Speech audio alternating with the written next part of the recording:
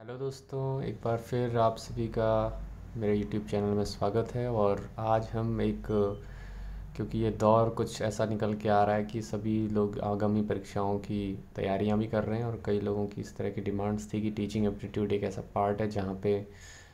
थोड़ा सा सब्जेक्ट से हट के चीज़ें हो जाती हैं। तो टीचिंग एप्टीट्यूड में एक इम्पॉर्टेंट जो टॉपिक है लर्निंग एंड इट्स कैरेक्टरिस्टिक, इसके बारे में आज हम बात करने वाले हैं।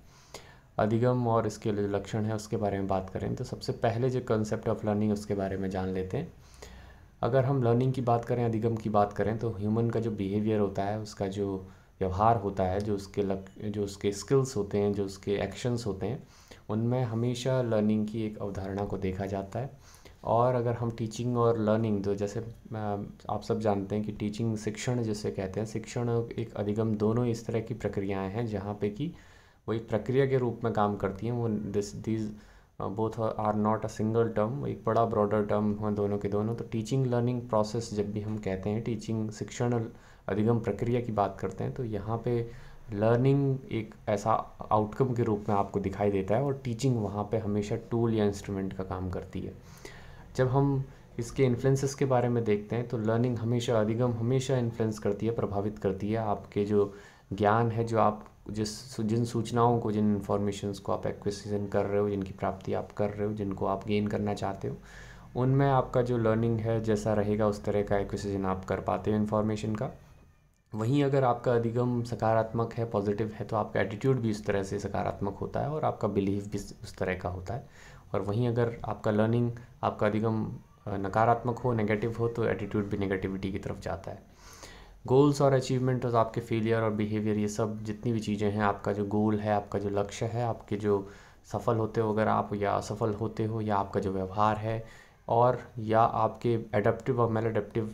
मतलब कि आप किन्हीं परिस्थितियों के लिए जब प्रतिकूल महसूस करते हो, मेल एडप्टिव, और एडप्टिव महसूस करते हो मतलब जब अनुकूल महसूस करते हो, तो ये भी लर्निंग का एक आउटकम के रूप में रहता है। या लर्निंग ही आपको बताती है कि ये चीज़ आपके लिए प्रतिकूल है, तो वहाँ से भी आपको कुछ ना कुछ सीखना है। और इवन आपके जो पर्सनालिटी के ट्रेड्स होते हैं, आपके जो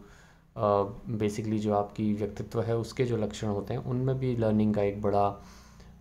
आपको लर्निंग के उसी की वजह से आपको दिखाई देता है कि लर्निंग जो अधिगम है वही आपकी पर्सनालिटी को, ट्रेड्स को भी इन्फ्लुएंस करता है कहीं ना कहीं।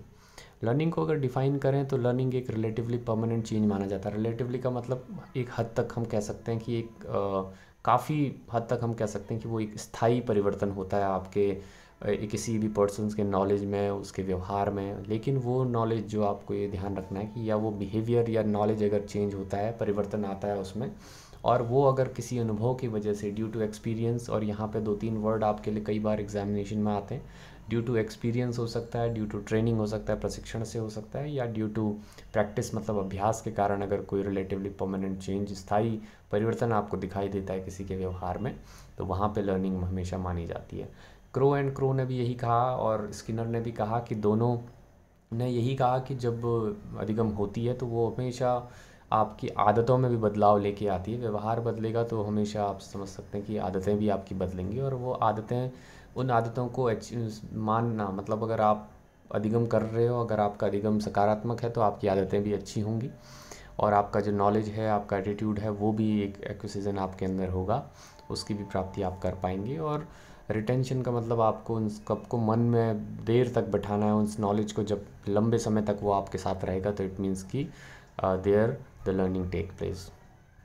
Learning should have three elements, जैसे हम कह सकते हैं कि लर्निंग एक चेंज ऑफ इन बिहेवियर, जैसे मैंने कहा कि आपके व्यवहार में जो परिवर्तन है वो लर्निंग कह सकते हैं, उसका एक पहला एलिमेंट है। दूसरा एलिमेंट, जैसे हमने अभी बात की कि आपके अनुभव और आपके प्रशिक्षण या आपके अभ्यास के कारण जो परिवर्तन होते हैं वो, लेकिन कई बार ऐसा होता है कि अगर आपके जो परिवर्तन है वो ड्यू टू ग्रोथ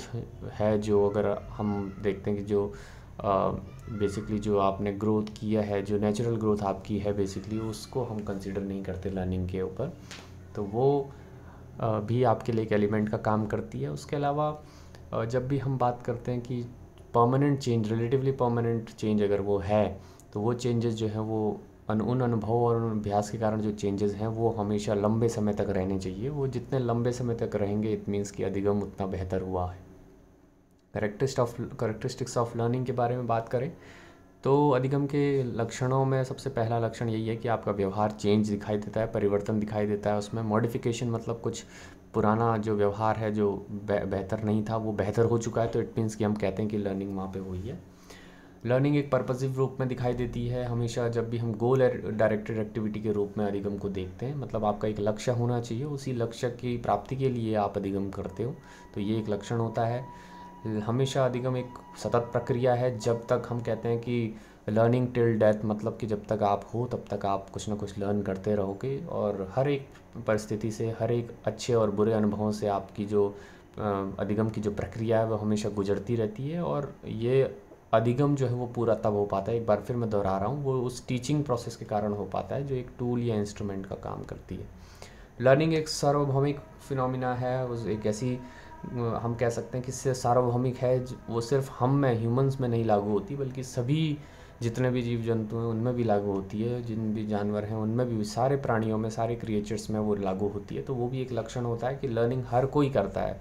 माँ के पेट से बच्चा जब इन्फेंट्री चाइल्ड होता है तो वो भी लर्न करता है धीरे धीरे। वो जब वातावरण के साथ घुलता मिलता है तो वहाँ से वो लर्न करने लगता है, धीरे धीरे कैरेक्टरिस्टिक्स उसके अंदर आते रहते हैं, और वो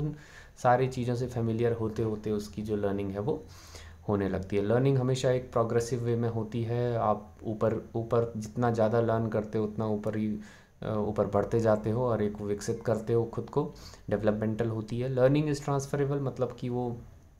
परिवर्तन आपको दिखा, परिवर्तन कहें या पुराने जो प्रायर एक्सपीरियंसेस है, you can use those prior experiences which you have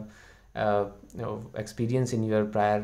prior days. तो उन सब चीज़ों का, उन सारे मूवमेंट का, उन परिस्थितियों का आप लाभ नए परिस्थितियों के साथ कर सकते हो, तो वो भी आपको एक तरह का